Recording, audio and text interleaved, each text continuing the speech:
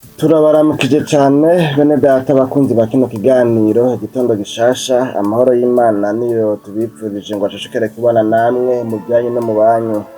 Turabahaye kandi ikaze muri kino kiganiro igitondo gishasha, musanzwe mutunganirizwa mukongera mugashikirizwa na jewe Janvier Imana irambona, nkaba ari jewe nongeye kugaruka kugira ngo ndabashikirize kino kiganiro. Turi mu minsi nababwiye yuko tugomba gushishikara kuvugana mu bitari bike tubona bivugwamo iri jambo rivuga yuko iherezo ry'umuntu cyangwa se ry'ikintu ari ryiza gusumba cyangwa se risumba itanguriro ry'ikintu. Uheruka twavuganye mu majambo yabonekana mu gitabo c'umusiguzi igice c'indwi umurongo w'8, aho ayo majambo yavuga ngo iherezo ry'ikintu riruta itanguriro ryaco, Imana yacu nihimbazwe. Turababwiye yuko rero hariho amajambo atari make avuga ku iherezo, kandi ko nayo numvise mu mutima ko nokurikirana nkaraba ibigenda biravugwa kuri iri jambo rivuga iherezo. Twagomba gusoma amajambo rero uno munsi dusangira, twifashisha imirongo ibiri, hanyuma iyo mirongo ibiri tuyisanga mu cete candikiwe nako canditswe na Yohana. Niko turi buvuge gutyo nyene. Icete ca mbere canditswe na Yohana canke ibaruwa rya mbere ryanditswe na Yohana, ikete rya mbere ryanditswe na Yohana, kuko uyu Yohana yanditse amabaruwa atatu, yanditse amakete atatu.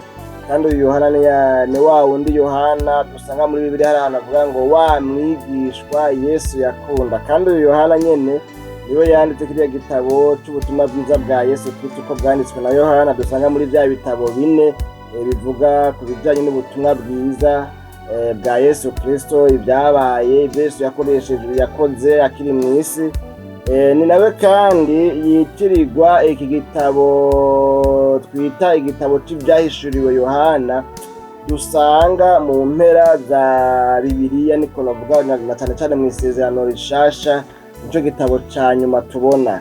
None rero uyu Yohana nyene rero niwe tugomba gusoma. Turahaye amajambo yavuze ku murongo wa 18 mu gice ca kabiri ca rino kete ryiwe rya mbere yanditse,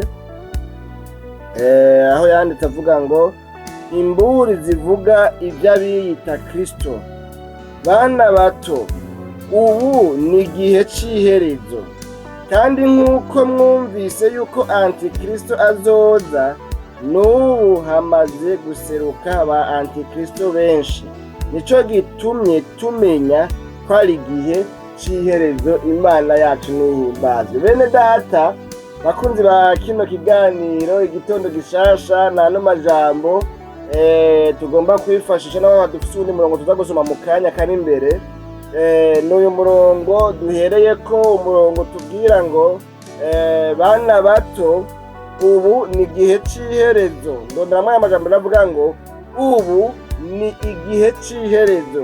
Kandi no mu gusoza uno murongo yavuze ngo nico gitumye tumenya ko ari igihe c'iherezo. Imana yacu nihimbaza. Ngaha bibonekana yuko yerekanye yuko ico gihe yanditsemwo ayo majambo ari igihe c'iherezo. Igihe c'iherezo camaze gutangura, ndahaterekanye ngo mbega gisigaje iminsi ingana iki, kizorangira ryari, ariko yerekana yuko ari igihe c'iherezo. Imana yacu nihimbaza. Rero n'ano majambo twatanguye ubuheruka mu kiganiro carenganye tuvuga ku iherezo ry'ikintu.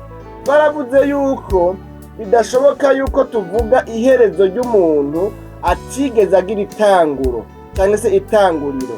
Kugira ngo havugwe iherezo ry'umuntu, ni ngombwa uyo muntu abe yaragize itanguriro. Umuntu ataco yatanguye ntaco azosozera, ntaco azorangiza. Umuntu adafise itanguriro nta herezo ryiwe twovuga, ahubwo twovuga ngo uwo muntu ntiyigeze abaho. Ariko mugabo ikintu cabayeho gitegerezwa kubanza kugira itanguriro, kagira ahantu catanguriye, ibyo cakoze, ibyo cashitseko mw'itanguriro ryacu. Hanyuma rero tukabona kuvuga tuti iherezo ryiwe, iherezo rya kino kintu dufatiye kuri rya tanguriro, kuko rya tanguriro niyo point de départ, niho ibintu bitangurira nyine, namwe muravyumva, niryo tanguriro. Tukabona kuvuga tuti rero iherezo ryabaye ribi canke ryabaye ryiza. Aha rero tuko turabona yuko amajambo atubwiye ngo iki ni igihe c'iherezo. Iki gihe turimwo mu yandi majambo nico gihe gisozera ibindi bihe, nico gihe ca nyuma. Ntimubeho mumeze nk'abantu biteze ikindi gihe c'iherezo kizoza, ahubwo ibyo mukora byose mubikora n'ubuhizi, mube maso, mwirinde cyane uburyo mugenda, uburyo mukora, uburyo muvuga.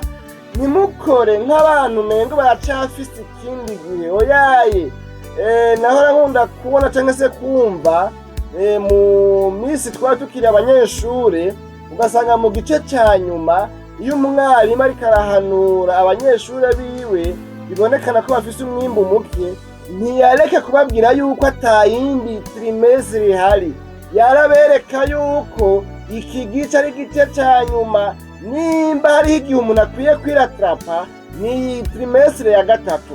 Nimba hariho umuntu afise esheke akeneye gukurayo, abikore vuba bwangu, anyarutse, ntasamare, ntiyihende, ntajya mu mukondora zose. Mu gice cya mbere umengo byarumvikana yuko isheke yabaye mu gice cya mbere, mu gice cya kabiri umuntu azogwana akaraba ingene yogwana intambara, akagwana urugamba kugira ngo iyo sheke ayikure. Ariko mu gice cya gatatu umuntu atazogerageza uburyo bwose ngo akureyo esheke afise, nta kindi gice gihari umuntu azoshobora kugira ngo agwane n'urugamba akureyo esheke yagize. Rero ngaho uyu mwanditsi rero wacu ariwe Yohana abwira abantu, ariko arahanura, abahanura babwira ivy'imburi zivuga ku vy'abiyita Kristo. Hanyuma rero babwira ngo ubu ni igihe c'iherezo. Bene data, igihe turimo nanjye numva no kwibutsa, naho wari usanzwe ubizi, naho wigeze kubizi, naho wigeze kuba kumbure nawe wumva ko wemezwa ko ari byo, nagomba kukwibutsa muri kino kiganiro igitondo gishasha kw'iki gihe turimwo ari igihe c'iherezo. Kwa kino gihe ari igihe c'iherezo, ntukwiye gusamara, ntukwiye kuryama umukondora zosi. Imana yacu nidutabare. Bene data bakunzi ba kino kiganiro igitondo gishasha, reka dusome wa murongo kubera yuko kumbure twaba dusanga dutevye kuwusoma, umuntu ugahava usanga kumbura agiye kuwusoma umwanya wamaze kurengana. Ni umurongo tubona mu gitabo cyo gusubira mu byagezwe igice cya 32 umurongo wa 29. Uyo murongo nawe uvuga ngo umurongo wa 29 mu gice cya 32 cy'igitabo cyo gusubira mu byagezwe, avuga ngo iyo baba abanyabwenge bo kwibajije ibi bakiyumvira iby'iherezo ryabo, Imana yacu nihimbazwe. Bene data bakunzi ba kino kiganiro igitondo gishasha, amajambo nadusomye ari mu ndirimbo ya Mose. Ni indirimbo Mose yaririmbye, kandi uravye amajambo iyi ndirimbo ikurikira n'amajambo y'ingene Imana ngo yari ihejeje kubwira cyangwa se kuvuga ukuntu Abisirayeli bazosubira inyuma, ingene bazoyivako, naho yabakoreye ibikomeye, naho yabatabaye, naho yabakuye mu gihugu cya Egiputa bakujeho ibitangaza n'ibimenyetso bihambaye. Ariko Imana ibona ibyo mu gihe kizoza, Imana ibona ibintu bitaraba, Imana nye n'ibihe ibwira Abisirayeli bizoba bakingene bizogenda, ko hazobaho igihe cyo gusubira inyuma, kuko Imana yarabibona ko hazogera igihe bazosubira inyuma. Hanyuma rero Mose mu bihe byiwe vya nyuma yagiranye n'Abisirayeli, tubonamwo indirimbo rero yaririmbye. Mu majambo yaririmbye tutiro turavuga ngo reka tuyanarize ibice bikuru biyigize, ico yashatse kuvuga niki. Tuvuge kuri ano majambo nyene yavuze, yakararirimba.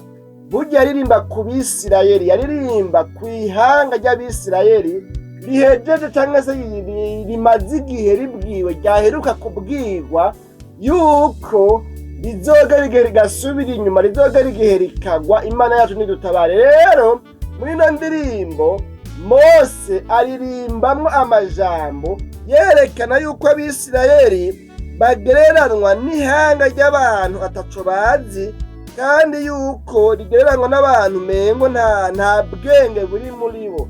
Hanyuma avuga ngo iyo baba abanyabwenge kimwe mu bintu byari kwerekana ko aba bantu b'Abisirayeli, ubu bwoko bw'Imana, aba bene data b'abagenzi banje, aba kompatriyote banje, jewe Mose, iyaba bari abanyabwenge, hari ikintu cobabaye ko hari ikintu covyerekanye, nuko bokwibajije ibi navyo bokwibajije n'ibihe, nuko bokwiyumviriye ku by'iherezo ryabo. Imana yacu nihimbazwe. Naho babona umengo baraguwe neza, naho babona umengo bari mu gihe cyo kwemerwa n'Imana, naho Imana yabazigamiye mu bugaragwa, naho Imana igiye kubajabutsa ikabajana i Kanani mu gihugu yabasezeraniye, aba bantu iyaba bari abanyabwenge bo kwiyumvira cyane ku iherezo ryabo, ntibokwemera ko hari ibintu bibasamaza, ntibokwemera ko hari ibintu bituma baryama umukondora zose.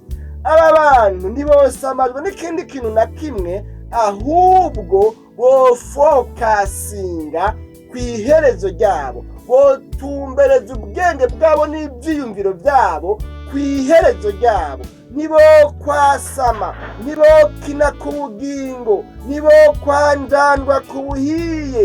Iyaba bari abanyabwenge Abisirayeli, bokwiyumvira ku iherezo ryabo kugira ngo bagire amastrateji yose ashoboka, kugira ngo bakenyure, bagire imikenyuro yose ishoboka, baharanire kugwanya ikintu cyose cyotuma batakaza iherezo ryabo. Aba bantu iyaba bari abanyabwenge, iherezo ryabo borifashe mu minwe, iherezo ryabo boryitayeho, iherezo ryabo boribabaye, iherezo ryabo ntiborifashe minenegwe, kuko iherezo ryabo niryo rinyegejwemo kazoza ko mu buzima, ko mu bugingo bazogira inyuma ya buno bugingo. Mu kiganiro cejo hahise baravuze neza yuko inyuma ya buno bugingo hariho ubundi bugingo, inyuma ya buno buzima hariho ubundi buzima, bene data, bushobora kuba bwiza nimba umuntu yakoze neza, kandi bushobora kuba bubi nimba umuntu yakoze bube bwiza yakoze neza, bube bubi yakoze nabi. Tuzobibona kandi nitwaramuka tubandanije kumbure, uko twarabwiye ko yano majambo twasanze hari 117 muri Bibiliya y'Ikirundi ivuga ku iherezo ry'umuntu canke iherezo ry'ikintu. Imana yacu nihimbazwe. Rero nuko rero inyuma ya buno buzima hariho ubundi buzima. Abisirayeli rero muri kino gihe ni nkaho babwirwa ngo iyaba bari abanyabwenge, bo kwiyumviriye cyane, bozirikana cyane, bozirikanye cyane, boshize ku muzirikanyi, bo kwitwararitse, bo babaye, bo kwitayeho iby'iherezo ryabo, ntibababare cyane ibyo barimwo, kuko ibyakubu bamaze kubishikako, bamaze kubironka.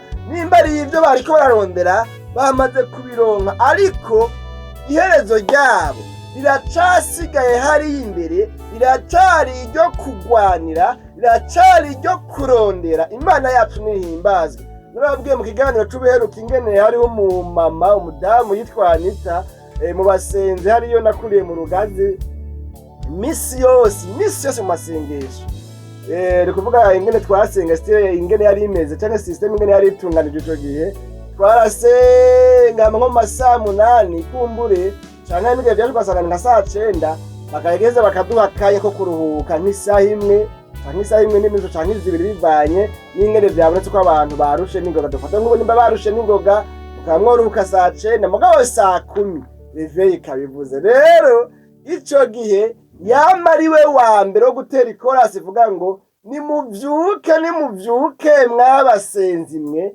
kuko kuzobona umugwa wera sukwasamanga. Nandi ico gihe nari nkiri umwana, n'abantu umenye y'abavyakunda bari guproronja, tugasinzira agatiro kakagirana kakagabanuka. Imana yacu dutara kuri umanyene, murazi yuko nahatoba n'abana n'abakuze hariho abantu usanga bakazitira. Rero urumva nari nkiri umwana muri primaire 5e 6e, urumva rero naho naba nagiye gusenga Agaciro nako numva kaba gakenewe ni hatari. Rero yavuga ngo nimuvyuke mwabasenzi mwe bagenzanje, aha ntitwaje kwasamanga, aha ntitwaje gutakaza umwanya, aha twazanywe no kugwana urugamba no gutonda urugamba. Mumenye yuko kuzobona umugwa wera atari ukwasamanga, nukugwana intambara, nukugwana urugamba, nuguhagarara amagabo, nukuba umugabo mu kwizera, nukuba umuntu akuze mu rugendo ruja mw'ijuru. Imana yacu nihimbazwe. Bene data bakunzi ba kino kiganiro igitondo gishasha, twabonye rero amajambo abiri dufatanya. Rimwe rivuga ngo ubu ni igihe c'iherezo, kandi twabonye havuga ngo hari ibitumye tumenya ko ari igihe c'iherezo. Muvyo yavuze yavuze rero ngo hariho ba antikristo, bamupinga Kristo, abagwanya Kristo, abahakana Kristo, abahakana Imana, aberekana ko ivy'Imana ataco bivuga, ataco bimaze. Namwe ndaba amavideo amwe nsanga hariho abantu na Bibiliya bayitabura nkaho mengo ni ikintu ataco kimaze, agahagarara kuri mikrofone na kamera zihagaze ngaho akerekana akoresheje ubwenge bwiwiwe, novuga ngo munyemere mvuge ntububwenge nyene bwo buhakana Imana, akerekana ko Imana itabaho ivyo bintu, ari ibintu by'abanyaburaya, ari ibintu bagize, agafatira ku kajambo gutya ngo grammaire bivuga gutya ngo mugarabo ngaha ngo concordance d'etat ntiyubahirijwe, ngo imyanya ngo amavuga ngo nashobora guhadikizwa gutya. Ubu baravyiga, bakavyiga no mu Giheburayo, bakavyiga no mu Kigiriki, bakavyiga muri ziriya ndimi, bakiga n'amakorowani, akaza kubisigura abikura muri ruriya rurimi avuga ngo irivuga rya nyaryo rya originale muri ruriya rurimi rwa hariya bivuga gutya. Mu Kirundi rero muri ico gihe twoca tuvuga gutya.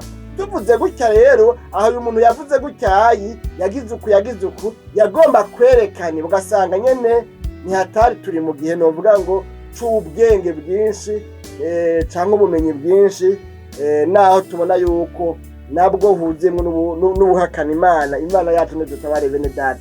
Twabonye amajambo atubwira rero ngo ubu ni igihe c'iherezo. Amwe mu majambo dushoboye kuvugana muri no misi n'aya majambo atubwira yuko turi mu gihe c'iherezo, kandi ko hari ibifadika bigaragaza yuko turi mu gihe c'iherezo. Hariho abahakana Imana. Birashoboka ko nawe ingeso zawe, inyifato zawe, naho wambara impuzu ndende za Yesu ashimwe zikagera hariya ku birenge, naho kumbure witandika y'abamwitandika kumbure bivanye n'ama-uniforme y'amakorale cyangwa se n'ukwemera kw'abana bariya, naho wereka abantu yuko umengo ni sawa, ariko birashoboka ko nawe muri iki gihe c'iherezo hariho ingeso Imana ikubona ko zerekana yuko nawe uri umupingaye, upinga Imana, uhakana Imana. Kuko ijambo ry'Imana rivuga ngo bafise ishusho yo kubaha Imana, ariko ibikorwa bakora bikayihakana, bakayihakanisha ibikorwa bakora. Birashoboka yuko rero nawe tukuravye twokubonamwo ivyaba antikristo, kuko antikristo we umuntu ari we wese ahakana Yesu, ahakana Imana. Ibyo akora bihakana Imana, ibyo akora bihakana ubumana, ibyo akora bihakana ubushobozi bw'Imana, ibyo akora bihakana imbabazi z'Imana, bihakana ugukora kw'Imana, bihakana ubumana. Imana yacu nidutabare. Twabonye rero ngo ubu ni igihe c'iherezo. Mw'abantu mwe mukurikiranye kino kiganiro igitondo gishasha, numva nosubira kubibutsa naho musanzwe mubizi ko turi mu gihe c'iherezo. Ntitubeho twiteze kumengo haracari ikindi gihe. Kuri twebwe iki ni igihe c'iherezo. Kwari igihe c'iherezo rero, mbega turi mu banyabwenge. Twabonye ngo iyo baba abanyabwenge, irigeze mu gusubira mu byagezwe 32 umurongo wa 29 ngo iyo baba abanyabwenge bo kwibajije ibi bakiyumvira iby'iherezo ryabo. Mbega none ko turi mu gihe c'iherezo, ko kino gihe hari igihe gisozera, ko kino gihe hari igihe ca nyuma, ko kino gihe inzamba yovuga, ko kino gihe gishobora gusozera ibihe umwanya uwo ari wo wose. Mbega uri mu mugwi w'abanyabwenge bariko bariyumvira cane ku iherezo ryabo. Kwiyumvira ku iherezo rero ryawe si ukuvyiyumvira mu bwenge gusa, mu vyiyumviro gusa, oyaye nukubikorera, nukubirondera, nukubitegura. Iyo umuntu tuvuga ngo uyu muntu ariyumvira kuri kazoza kiwe, niba nk'umwigeme ari umwigeme yiyumvira kuri kazoza kiwe, bisigura ngo arababaye kazoza kiwe. Kubabara kazoza kiwe rero no kwiyumvira kuri kazoza kiwe ntibigaragarira mu kuvyiyumvira gusa bigaherera ngaho, oyaye ahubwo bigaragarira mu kuba agirane afata ingingo zose zishoboka zotuma hataboneka ikintu kimuca mu ryahumye ngo kimwononere kazoza, gihereye muri buno bukumi, muri buno bwigeme bwiwe, akaba yotegwa inda y'ikinyendaro, kumbuye ubuzima bw'ishuri bukaba bwanse. Mperuka kuganira n'umuntu umwe, hanyuma arambwira ngo jewe nkiri kw'ishuri muri segonderi nari narihaye ingingo, ndavuga ndavye ingene abakobwa bagenzanje biriko baratwara inda z'ishushu, bagata amashuri, bagaheba amashuri, ivy'amashuri bikanka, ugasanga bagize ikibazo, hariho abo zihitana, hari abandi baca bafutana, ubuzima bugaca bumera nabi, mbere ugasanga batakaje n'amahirwe yo kuzokubaka ukubera umengo n'agaciro kabo gaciye gatakara. Kandi abo bantu nimba yasenga, nimba yaririmba, ugaca umenga yatakaje ubwizigo bw'akarabaye. Jewe nari narafashe ingingo yuko ntazokwigera jewe ngendera mu bintu by'impundu hagati ya jewe n'abahungu, kuko navuga nti singomba ikintu kizonciramo ngo kinyononere kazoza. Kwiyumvira kuri kazoza rero kudusaba gushira mu ngiro ibikorwa vyiza bitegura kazoza. Mu buzima bwa misi yose hariho mbere n'ama microfinance bitangwa ni za kazoza, microfinance kazoza canke ejo ni heza, ejo haza, ibintu nyene nk'ivyo. Burya rero ukurikiranye usanga no mu buzima bwa misi yose bavuze ngo kwiyumvira kuri kazoza kawe, ejo hawe haza, bigusaba kweparnya, bigusaba kuziganya, bigusaba kwiyumvira ati ejo haza nkeneye imodoka, ejo haza nkeneye ubuzima bumeze gutya, ejo haza nkeneye ko ibintu bigenda gutya. Rero ko nkeneye ko bigenda gutya, ntegerezwa kubikorera, ntegerezwa kubiharanira, ntegerezwa gukora ibishoboka byose kugira ngo ejo handi haza haze habe heza. Iki ni igihe cy'iherezo, kandi inyuma ya kino gihe cy'iherezo turimwo, inyuma ya buno buzima turimwo, hariho ubundi buzima buzoba bwiza nimba twarabuteguye neza, buzoba bubi nimba tutabuteguye neza. None rero nzabona kukubwira ngo ko kino gihe hari igihe cy'iherezo, raba kuri kurategura iherezo ryawe, raba kuri kurategura neza iherezo ryawe ryejo haza, raba kutari mu mugwi w'ibijuju bitigera byiyumvira kuri kazoza kabyo, bitigera byiyumvira ku iherezo ryabyo, usanga ibyo bakora ari ibintu by'umuntu adafise kazoza. Hariho undi muntu nawe dukunda kumbure guhurira mu buzima bwa misi yose, nyine muri iyo mirimo cyangwa se muri ibyo bikorwa byacu bya misi yose, aho usanga umuntu akorera. Niwe rero yavuga ngo wari abantu usanga ngo ata migambi agira, ngo jewe umuntu atagira imigambi, ngo jewe ngo ngo sindamweme, ngo sindamuha umwanya. Reka turaganira bityo, yavuga ngo bashaka ngo kwinga ngo nyamuhungu nta migambi yarafise. Jewe rero umuhungu atagira imigambi, ngo jewe sindamwereka. Ndaje yige rero naho adamuterura, yamubaza ati none gashade none ko ntagira imigambi, ntakuri jewe nyene naravuyemo kubera ko ntagira imigambi. Ngo wewe ngo reka ngo wewe ibintu nyene gibi. Rero umuntu wimbura bwenge nta migambi agira y'akazoza, ntazigamiriza kazoza, ntiyiyumvira kuri kazoza. Mbega nawe ukurikiranye kino kiganiro igitondo gishasha, uri umunyabwenge cyangwa uri ikijuju?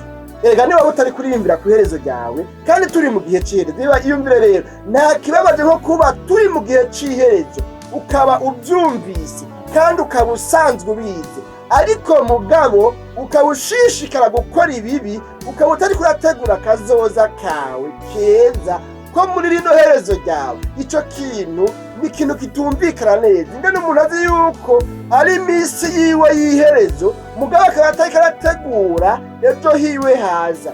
Murambona abantu bakoze ejo bundi mena nasomye post kanaka kuri Facebook bavuga ngo abantu bakoreye leta hari ahantu hamwe kumwe muri kino gihugu, niyo iryo jambo ryavugiwe, ngo hariho abantu bibonekana ko bakoreye leta ngo haragera igihe barakukuruka ngo mugabo ata kintu na kimwe bategekanije kazoza kabo ko mu busaza ko mu butama Imana yacu nidutabare. Rero wareka ashikije iryo jambo yerekana rimwe n'abantu bakwiye kwitegurira kazoza ko mu bihe bya retraite niba pension ni mu bihe bya pension Imana yacu nidutabare. Rero sinzi ko nawe ubu wowe uri kurategura kazoza kawe, mbega iherezo ryawe uri kugitegurira gute? Tugomba dusenga Imana rero burya kuvuga menshi cyane siko gutuma tuyamara kandi siko gutuma nawe ubyumva, ariko mugabo burya ijambo rigutumbereye ryitwa ko ari igiwawe wamaze kuryumva. Ubu ntiwidibamiye gusa, ubu nturi kurafina gusa, ubwo uri kurategura kazoza kawe, iherezo ryawe mbega wumva hamwe ryoba ubunyene ryoba ryiza canke ryoba ribi. Nano majambo numva muri no minsi mfise mu mutima wanje kwibukanya nawe ngo ugerageze wumve yuko udakwiye gusamara, kuko iherezo niri nyene turi mu gihe c'iherezo. Iherezo ryawe rishobora gushika umwanya uwo wose kandi izoba ryiza canke ribi hisunzwe ibyo wakoze mu guteganiriza akazoza kawe ko mwiherezo ryawe. Nano majambo rero tuzosubira mu biganiro byacu by'igitondo gishasha bikurikira, naho ubutaha nabahigurira abantu biyumvira kuri kazoza kabo kwiherezo ryabo. Abo bantu mbere Bibiliya yabise ngo n'abanyabwenge, abantu biyumvira iby'iherezo ryabo, kuko yiyumviriye yuko hari imbere hari iherezo ryiza n'iherezo ribi, acaraba ibyo ariko arakora ubu akabona ati ndiko nkora ibintu bizotuma ndonka iherezo ryiza canke iherezo ribi. Hanyuma rero bagata bamenya ingene bikosora, bakaraba ibidatunganye bakabikosora. None rero nuko nano majambo rero woba uri umuhigwe hamwe wowe uri kurategura kandi wowe uri kuritwararika cyane iherezo ryawe, kuko woba wararuhiye ubusa. Niko muri ivyari byavuga ngo woba wararuhiye iki ujya munsi utamubonye Yesu, woba wararuhiye iki, woba wararuhiye iki. Byoba bibabaje rero hamwe woba wararuhiye ubusa ibikorwa wakoze. Mu kiganiro tuberuka navuze ingene dufise ibikorwa twakoze igihe twihana, igihe twatangwa runo rugendo, twararushe, twaraduze imisozi, twaratanze ibyacu, n'ubu tukibitanga dukoresha uburyo, dukoresha ingufu, dukoresha ibyo dufise, twitanga nk'abiteze kuzogira ikintu bazoronka. Hamwe rero tutokwitwararika iherezo ryacu, twoba turiko turajujuta mu gihe dufise intango nziza, dufise itanguriro ryiza. Nta muntu yatanguye runo rugendo yarutanguye nabi, kuko twarutanguye twihana, twarutanguye twemera ibyaha byacu byose twakoze, twarutanguye twifuza kuja mu ijuru, twarutanguye tutagomba kurarana icyaha. Iyo wacumuye wumva yuko imbere y'Imana uri ubusa, ngo wambaye ubusa uri kimaramare. None rirya tanguriro ryacu turikomeze no muri kino gihe ridufashe gutegura iherezo ryacu ryiza. Bene data n'umuhombe rero umuntu atariko arategura iherezo ryiwe ngo ruzoba ryiza. Dusenge Mwami Yesu, turagushimiye cyane kubw'aya magambo twumvise, kandi n'amajambo mazima, n'amajambo afise icyo ahindura mu buzima bwa twebwe twese tuyumvise, kuko adukangurira kwitegurira neza iherezo ryacu. None rero imbabazi zawe ziboneke ku muntu wese yisuzumye agasanga si umunyabwenge ahubwo ni ikijuju, kuko atigera yiyumvira ku iherezo ryiwe. Ntasengera iherezo ryiwe, nakora ibikorwa byiza kugira ngo ategure iherezo ryiwe ryiza, ahubwo asanga yakoze ibibi. Ibyo navyo ngo bituma umuntu aba ariko arategura iherezo ryiwe ribi, aba ariko ariyimbira icobo. None rero umuntu wese avuze ngo Mana mbabarira, umugize imbabazi, umuharire umutunganye, umwemerere negwe nawe, ibisigaye udushoboze twese gushishikara gutegura kugira ngo iherezo ryacu rize ribe ryiza. Urakoze mwirirwa n'abakunzi ba kino kiganiro igitondo gishasha bagiye kwirirwa mu bikorwa byose byabo bya misi yose. Ushishikare kubabereye inyishu, ugurura imiryango yugaye mu buzima bwabo, ibyabuze inyishu bironka inyishu. Uzosubire kutubonanya mu kindi kiganiro nk'iki mu izina ryawe ryera Kristo, no kusabye tubyizeye. Amen.